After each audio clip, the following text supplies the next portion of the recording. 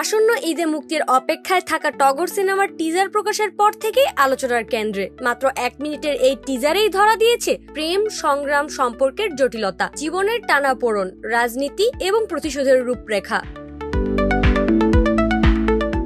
শুরুতেই সংলাপ, জয়িতা কোনো রক্ষিতা নয়, জয়িতা আমার বউ। দর্শকদের আবেগে ঝাঁকুনি দিয়েছে এই লাইনটি। এতে বোঝা যায় টগর কোনো একক চরিত্রের গল্প নয়, বরং বহুস্তর বিশিষ্ট কাহিনী। পূজা চেরি অভিনীত জয়িতা চরিত্রটি যেন চোখে লেগে থাকে। তার সাথে দেখা মিলে সিনেমার অন্যান্য চরিত্রেরও।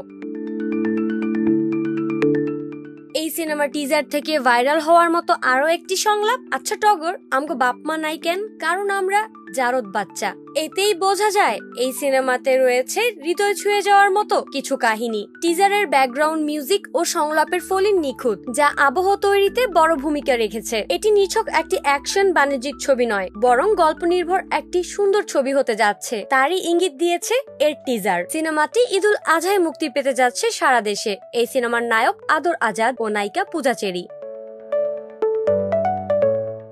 প্রসঙ্গত, বাংলাদেশের চলচ্চিত্র জগতের উঠতি তারকাদের মধ্যে পূজা চেরি এক অনন্য অবস্থানে রয়েছেন। তার মেধা, অভিনয় দক্ষতা এবং পরিশ্রমের মাধ্যমে তিনি অল্প সময়ে চলচ্চিত্র জগতে জায়গা করে নিয়েছেন। তার অভিনীত সিনেমাগুলো কেবল দর্শকদের মনেই জায়গা করে নেয়নি, পাশাপাশি তিনি নতুন প্রজন্মের নারী অভিনেত্রীদের জন্য একটি নতুন অনুপ্রেরণার উৎস হিসেবে দাঁড়িয়ে আছেন। পূজার চলচ্চিত্রে অভিষেক ঘটে 2018 সালে নূরজাহান সিনেমার মাধ্যমে। এই সিনেমায় তাকে প্রধান চরিত্রে দেখা যায়, যা ছিল একটি রোমান্টিক ড্রামা। সিনেমাটি দর্শকদের কাছে ভালোভাবে প্রশংসিত হয়েছিল এবং পূজা তার অভিনয়ের জন্য একেবারে সবার নজর কেড়ে নিয়েছিল। সিনেমাটির পর তার ক্যারিয়ারে এক নতুন দিগন্তের সূচনা হয়।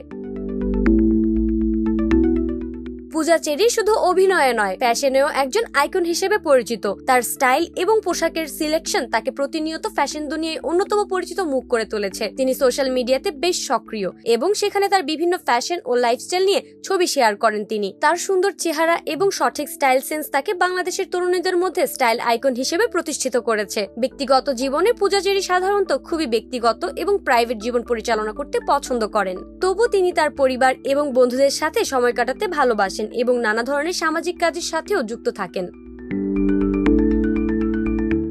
নাইমি জান্নাত ব্যাপ্তি, শোবিজ 24, ঢাকা।